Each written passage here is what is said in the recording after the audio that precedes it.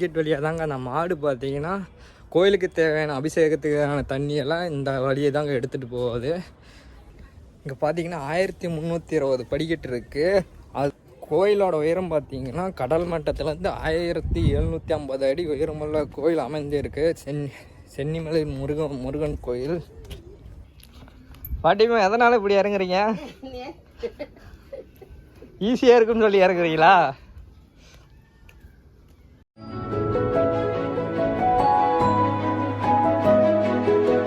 நம்ம இன்றைக்கி எங்கே வந்திருக்கோம்னா சென்னிமலை முருகன் கோயில். இது ஈரோட்லேருந்து பார்த்தீங்கன்னா ஒரு 28 கிலோமீட்டர் தூரத்தில் இருக்குது சென்னிமலை முருகன் கோயில். அங்கே பாருங்க தெரியுது சென்னிமலை முருகன் கோயில். அப்படியே படி மூலியமாக போக வேண்டியதாங்க. இந்த ரூட்டு பார்த்தீங்கன்னா பஸ் போகிற வழி, அந்த சைடு போனால் ஸ்டெப்பு வழி.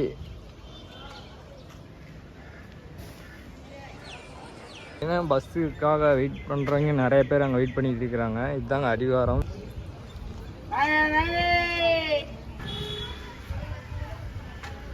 இங்கிருந்து தாங்க பார்த்தீங்கன்னா கோயிலுக்கு அபிஷேகம் பண்ணுறதுக்கான தண்ணி இங்கேருந்து தாங்க எடுத்துகிட்டு போகிறாங்க. கிணறு இங்கேருந்து தான் அந்த மாடு கொண்டு போகிற தண்ணி.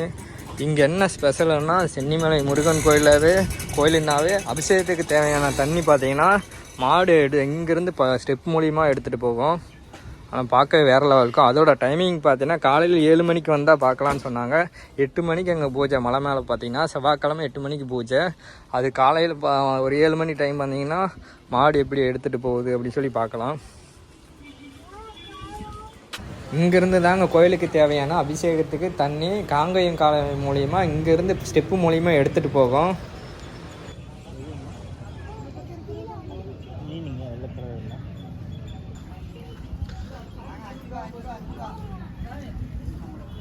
இங்கே பார்த்தீங்கன்னா சித்தி விநாயகர். இங்கே இதுதாங்க அடிவாரம். இது வழியாக தாங்க படிக்கிட்டு ஸ்டெப்பு போகணும். நம்ம அப்படியே போக வேண்டியது தான். இதுதாங்க ஸ்டெப்புக்கு போகிற வழி. இங்கே பார்த்தீங்கன்னா மண்டபம் பார்த்தீங்கன்னா ஃபுல்லாகவே கல் மண்டபம். இங்கே பார்த்தீங்கன்னா விநாயகர் சிலை இருக்குது. இங்கேயும் தரிசனம் பண்ணிவிட்டு அப்படியே நம்ம ஸ்டெப்புலேயே கிளம்ப வேண்டியது தான். படிக்கட்டு இங்கேருந்து அங்கே ஆரம்பிக்குது. இங்கே தரிசனம் பண்ணிவிட்டு நெக்ஸ்ட்டு பார்த்தீங்கன்னா அப்படியே மலை ஏற வேண்டியது தான். அந்த சைடு போனால் பஸ் வழி. இது பார்த்தீங்கன்னா நடந்து போகிற வழி, ஸ்டெப்பு வழி. அதாவது 1320 படிக்கட்டு இருக்குது.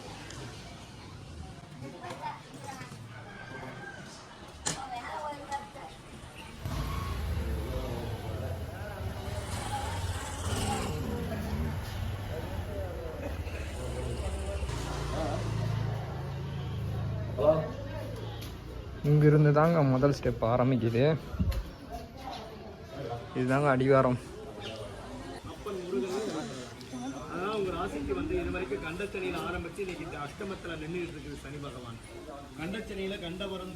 அப்படியே இங்கே ஒரு கோயில் இருக்குது. இங்கேயும் அப்படியே தரிசனம் பண்ணிவிட்டு அப்படியே நம்ம மேலே அப்படியே பொறுமையாக நடந்து போக வேண்டியதுதான்.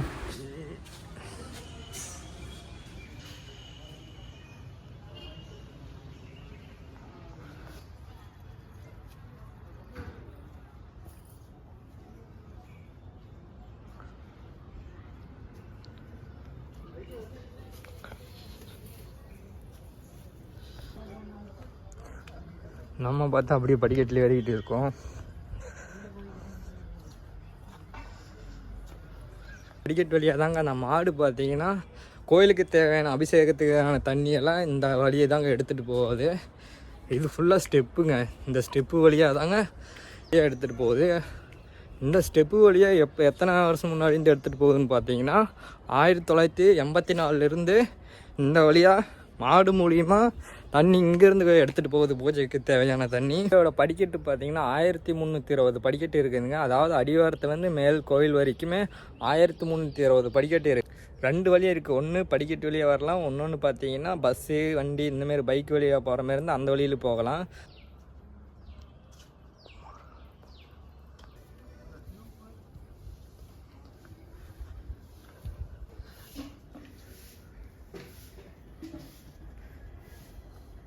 நீங்கள் பிளாஸ்டிக் பொருட்கள் ஏதாவது கொண்டு வந்தீங்கன்னா கண்டிப்பாக மலை மேலே எதுவும் போடாதீங்க. ஏன்னா இங்கே பார்த்தீங்கன்னா எல்லாம் சுத்தம் பண்ணிகிட்டு இருக்கிறாங்க. ஏன்னா நம்ம கீழேருந்து கொண்டு வந்து மேலே போட்டோம்னா அது நல்லா இருக்காது.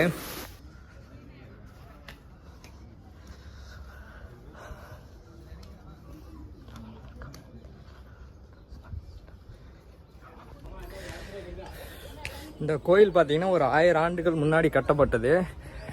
அதாவது சோழர் காலத்தில் கட்டப்பட்ட கோயில் இது. ஏறுற வழியில் பார்த்திங்கன்னா அத்தி விநாயகர்னு கோயில் இருக்குது. இங்கேயும் அப்படியே தரிசனம் போட்டு அப்படியே ஸ்டெப் வழியாக நம்ம அப்படியே போக வேண்டியதுதான்.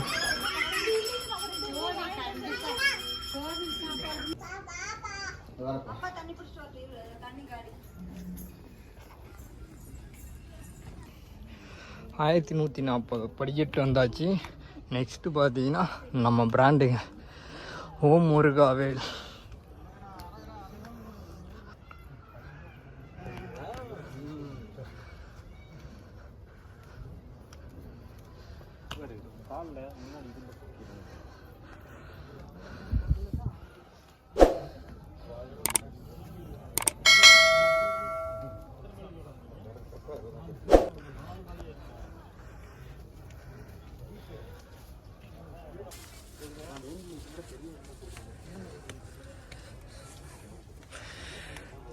அண்ணன் பார்த்தீங்கன்னா கற்பூரத்தால் அப்படியே படிக்கட்டு. அவ்வளோதாங்க, நம்ம வந்து என்ட்ரன்ஸ் வந்தாச்சு. இதுதாங்க என்ட்ரன்ஸு.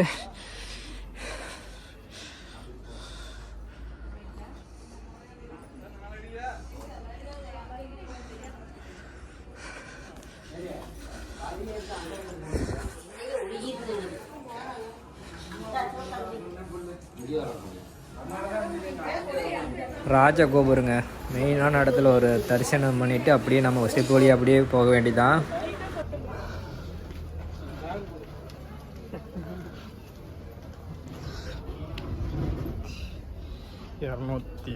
படிக்கட்டு.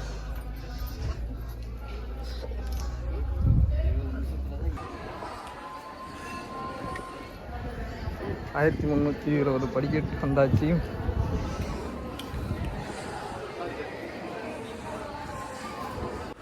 ஒரு 1000 ஆண்டுகள் பழமையான கோயிலுங்க இந்த கோயில். பார்த்தீங்கன்னா இந்த ராஜகோபுரம் பார்த்தீங்கன்னா இப்போ 2013 கட்டப்பட்டிருக்குது. கந்த சஷ்டி கவசம் பார்த்தீங்கன்னா அரங்கேற்ற இடம் தாங்க சென்னிமலை முருகன் கோயில். இங்கே உள்ள முருகர் பார்த்தீங்கன்னா செவ்வாய் கிரகத்தில் காட்சி அளிக்கிறனால இங்கே செவ்வாய் ராகுகேது இருக்கிறவங்க இந்த கோயிலுக்கு வந்தாவே நல்லது நடக்குங்க. ஒரே கல்லால் கட்டப்பட்ட ராஜகோபுரத்தில் பார்த்தீங்கன்னா சங்கிலியால் விதானத்தில் பொருத்தப்பட்டுள்ளதுங்க. இது ஒரு தனி சிறப்புங்க. இதை பார்க்கவே இந்த கோயிலில் பார்த்தீங்கன்னா எப்போ ஃபங்க்ஷன் டைம் பார்த்தீங்கன்னா தைப்பூச தேர் திருவிழா, பங்குனி தேர் விழா, செவ்வாய்க்கிழமை சஷ்டி திதி, கார்த்திகை நட்சத்திரம், அமாவாசை, பௌர்ணமி, சிறப்பு பூஜைங்க இந்த நாட்கள் எல்லாமே. உள்ளே பார்த்தீங்கன்னா வீடியோ எடுக்கக்கூடாதுன்னு நினைக்கிறேன். அதனால் நம்ம வெளியே மட்டும் வீடியோ எடுத்துகிட்டு நெக்ஸ்ட்டு பார்த்தீங்கன்னா உள்ளே போய் தரிசனம் பண்ணிவிட்டு அதுக்கப்புறம் வெளியே எப்படின்னு சொல்லி அப்புறம் சித்தர் பின்னாக்கு சித்தரோ இதுவும் காமிக்கிறேங்க. ஓகேங்க, நம்ம அப்படியே வீடியோ கட் பண்ணிடுவோம். நம்ம தரிசனம் பண்ணிவிட்டு அதுக்கப்புறம் வீடியோ எடுப்போம். ஏன்னா இங்கே மொபைல் அலோடெல்லாம் கிடையாது.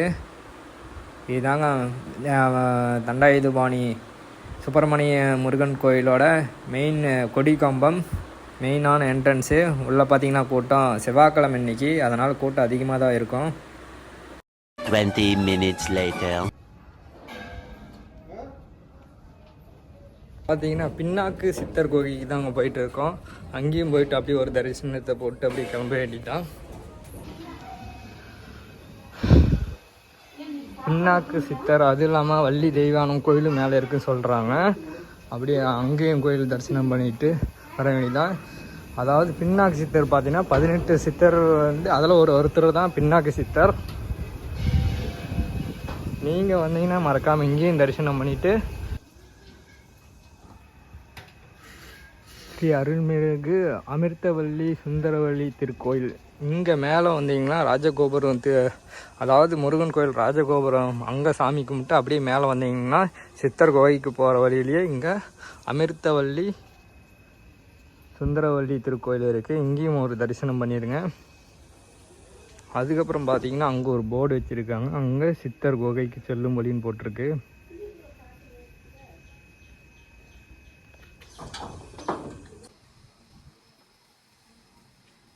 இங்கேயும் அப்படியே ஒரு தரிசனம் பண்ணிவிட்டு வள்ளி தெய்வானம் அந்த இது கோயிலை தரிசனம் பண்ணிவிட்டு நெக்ஸ்ட்டு பார்த்தீங்கன்னா சித்தர் குகை, அதாவது பின்னாக்கு சித்தர் குகைக்கு போக போகிறோம்.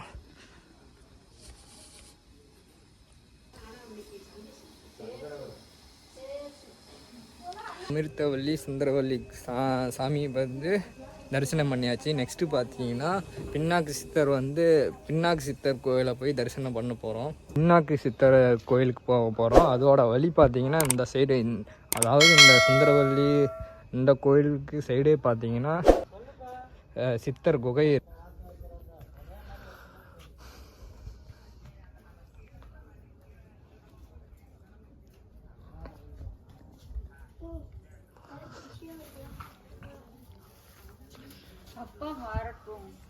இங்கே பார்த்தீங்கன்னா தன்னாசியப்பன் திருத்தலம்னு இருக்குது. நம்ம முன்னொரு தெண்டல் முருகன் கோயிலில் பார்த்தோம்னா சித்தர் குகை, தன்னாசியப்பன் சித்தர் குகை, அதேமாதிரி இங்கேயும் இருக்குது.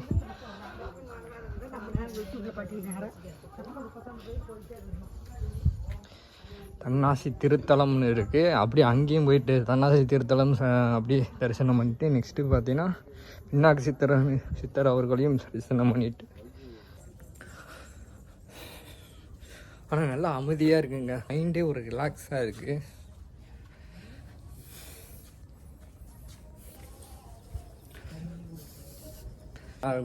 சித்தர் குகைக்கு போகிறதுக்கான வழி பார்த்திங்கன்னா நல்லா நீட்டாக வழி போட்டிருக்காங்க. பார்த்திங்க ஃபுல்லாக செட்டு, மழை வந்தால் கூட ஒன்றும் பிரச்சனை இல்லை.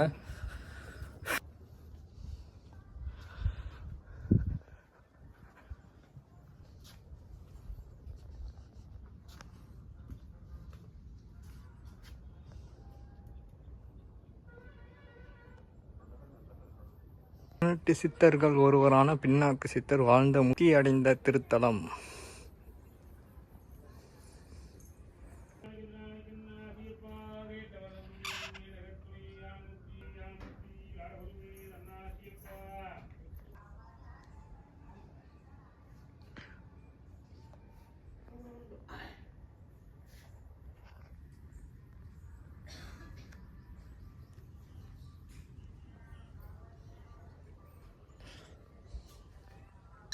இங்கே தாங்க பின்னாக்கு சித்தரோட குகை இருக்குது. இதுக்குள்ளே போயிட்டு சாமி கும்பிட்டு அப்படியே வெளியே வந்துட்டு நெக்ஸ்ட்டு பார்த்தீங்கன்னா அங்கே போய் அப்படியே தியானம் பண்ணுற இடம் போல இருக்குது. அங்கே தியானம் பண்ண வேண்டியதான்.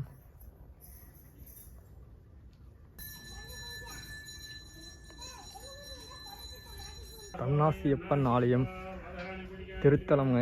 இங்கேயும் உள்ள தன்னாசியப்பன் அப்படியே உள்ள கோயில் சிலையாட்டு இருக்குது. அங்கேயும் சாமி கும்பிட்டு அப்படியே நெக்ஸ்ட்டு பார்த்தீங்கன்னா என்னது தியானம் பண்ணிட்டு போனால் நல்லது நடக்கும். நம்ம பார்த்திங்கன்னா பின்னாக்கு சித்தரும் அப்புறம் பார்த்திங்கன்னா தன்னாசியப்பன் சித்தரும் தரிசனம் பண்ணாச்சு. நெக்ஸ்ட்டு பார்த்திங்கன்னா அப்படியே கீழே கிளம்ப வேண்டியது தான். அதாவது பார்த்திங்கன்னா வெள்ளிக்கிழமை அன்றைக்கி தான் சித்தருக்கு, பின்னாக்கு சித்தருக்கு பார்த்திங்கன்னா சிறப்பான பூஜை நடக்குமாங்க. இன்றைக்கி போனாலும் மற்ற நாள் எந்த நாள் போனாலும் தரிசனம் பண்ணலாம். நீங்கள் யாராவது போனால் வெள்ளிக்கிழமை கண்டிப்பாக போங்க. சிறப்பான தரிசனம் பார்த்தீங்கன்னா சித்தர்களுக்கு நடக்கும் சொல்கிறாங்க. ஆனால் நல்லா இருக்குங்க. அங்கே போயிட்டு பின்னாக்கு சித்தரை தரிசனம் பண்ணிவிட்டு நெக்ஸ்ட்டு பார்த்தீங்கன்னா தன்னாசியப்பன் சித்தர் அவரோட திருத்தலம் இருக்குது. அப்படியே கும்பிட்டு அங்கே பார்த்தீங்கன்னா தியானம் பண்ணிட்டு வந்தால் அப்படியே மன அமைதி கிடைக்கிதுங்க நல்லா. இங்கே கோயில் சைடு பார்த்தீங்கன்னா இங்கே ஒரு மண்டபம் இருக்குது. இந்த மண்டபத்துக்கு ஆப்போசிட்டே பார்த்தீங்கன்னா இங்கே தான் பஸ்ஸு கீழே சென்னிமலையிலேருந்து அடிவாரத்துலேருந்து பஸ்ஸு வர ரூட்டு போல். இங்கே பைக்கு வழியாக இங்கே வந்து ஸ்டாண்டிங் பண்ணிட்டு நெக்ஸ்ட்டு பார்த்தீங்கன்னா அங்கே நிற்கிற இடத்துல பஸ்ஸு ஏறுறாங்க. நீங்கள் வந்தீங்கன்னா பஸ்ஸில் வந்தாலும் சரி, பைக்கில் வந்தாலும் சரி, இந்த வழியாக வரலாம். அங்கே முன்னாடி பார்த்தீங்கன்னா கூட்டமாக இருக்கிற இடத்துல டிக்கெட் போட்டுருவாங்களாட்டுக்கு முன்னாடியே. இங்கேருந்து அடிவாரத்துக்கு கிளம்புறதுக்கான இடம் பார்த்தீங்கன்னா இந்த சைடில் தான்.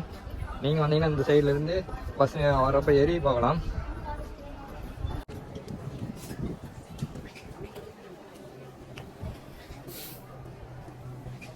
அவ்வளோதாங்க. நம்ம பார்த்தோன்னா ராஜகோபுரம் ஆப்போசிட் இருக்கிற வழியில் அப்படியே இறங்க ஆரம்பிச்சாச்சு.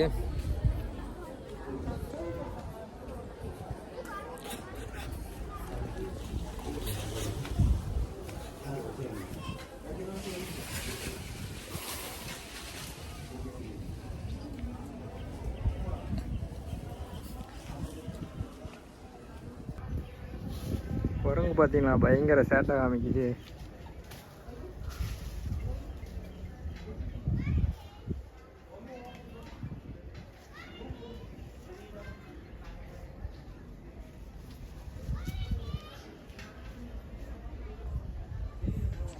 இந்த பாட்டிமா இறங்குறது பார்த்தீங்களா, ஸ்ட்ரெயிட்டாக இறங்குறப்போ பார்த்தீங்கன்னா கஷ்டமாக இருக்கும். அதுவே இப்படி இப்படி கிராஸாக இறங்குனா இறங்குறதே தெரியாது. இந்த பாட்டி எவ்வளோ பிளானிங்காக இறங்குது. இது ஒரு சேனலில் சொல்லியிருக்காங்க, விஜேஎஸ் வாக்கில் கூட இந்த மாதிரி நம்ம ஏறுறப்போ பார்த்தீங்கன்னா அப்படி ஸ்ட்ரெயிட்டாக ஏறினா கஷ்டமாக இருக்கும், கிராஸாக ஏறினா ஈஸியாக இருக்கும்னு சொல்லியிருப்பாங்க. பாட்டிமா எதனால் இப்படி இறங்குறீங்க? ஈஸியாக இருக்குன்னு சொல்லி இறங்குறீங்களா?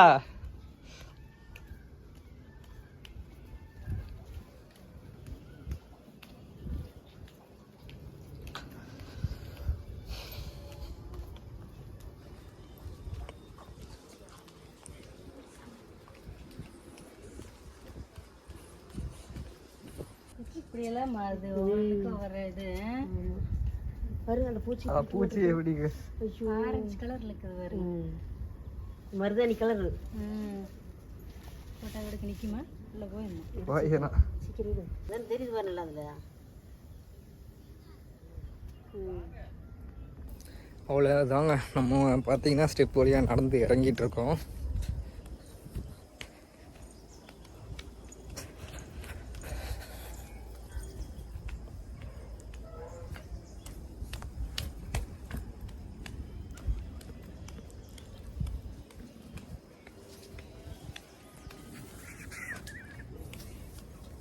இங்கே பார்த்தீங்கன்னா 1320 படிக்கட்டு இருக்குது. அது இல்லாமல் கோயிலோட உயரம் பார்த்தீங்கன்னா கடல் மட்டத்துலேருந்து 1750 அடி உயரமுள்ள கோயில் அமைந்திருக்கு. சென்னிமலை முருகன் கோயில்.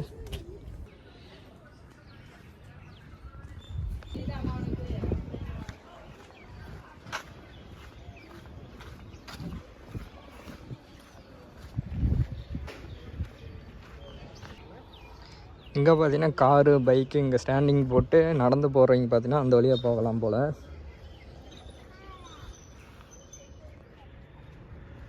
மேலே உச்சியில் இருக்குங்க முருகன் கோயில்.